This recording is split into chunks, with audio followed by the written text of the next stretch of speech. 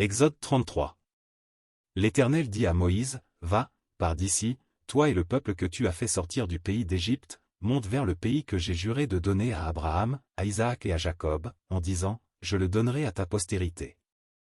J'enverrai devant toi un ange, et je chasserai les Cananéens, les Amoréens, les Héthiens, les Phéréziens, les Éviens et les Jébusiens. Monte vers ce pays où coule le lait et le miel. Mais je ne monterai point au milieu de toi, de peur que je ne te consume en chemin, car tu es un peuple au cou roide.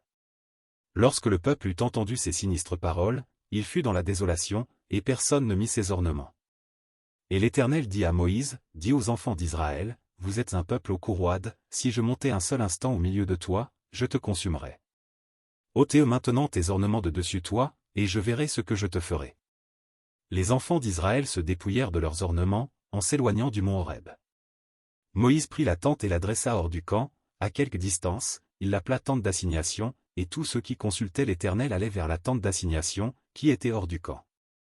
Lorsque Moïse se rendait à la tente, tout le peuple se levait, chacun se tenait à l'entrée de sa tente, et suivait des yeux Moïse, jusqu'à ce qu'il fût entré dans la tente. Et lorsque Moïse était entré dans la tente, la colonne de nuée descendait et s'arrêtait à l'entrée de la tente, et l'Éternel parlait avec Moïse.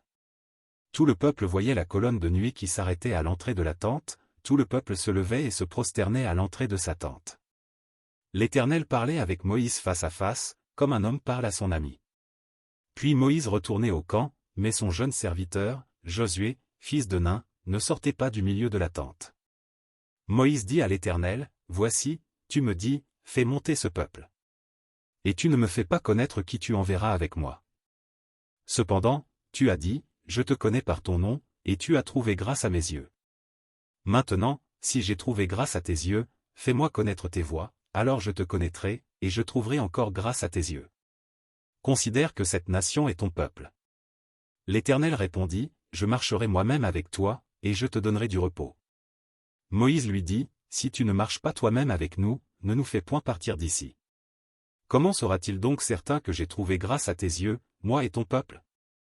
Ne sera-ce pas quand tu marcheras avec nous, et quand nous serons distingués, moi et ton peuple, de tous les peuples qui sont sur la face de la terre? L'Éternel dit à Moïse, Je ferai ce que tu me demandes, car tu as trouvé grâce à mes yeux, et je te connais par ton nom. Moïse dit, Fais-moi voir ta gloire. L'Éternel répondit, Je ferai passer devant toi toute ma bonté, et je proclamerai devant toi le nom de l'Éternel, je fais grâce à qui je fais grâce, et miséricorde à qui je fais miséricorde. L'Éternel dit, Tu ne pourras pas voir ma face, car l'homme ne peut me voir et vivre. L'Éternel dit, Voici un lieu près de moi, tu te tiendras sur le rocher. Quand ma gloire passera, je te mettrai dans un creux du rocher, et je te couvrirai de ma main jusqu'à ce que j'aie passé. Et lorsque je retournerai ma main, tu me verras par derrière, mais ma face ne pourra pas être vue.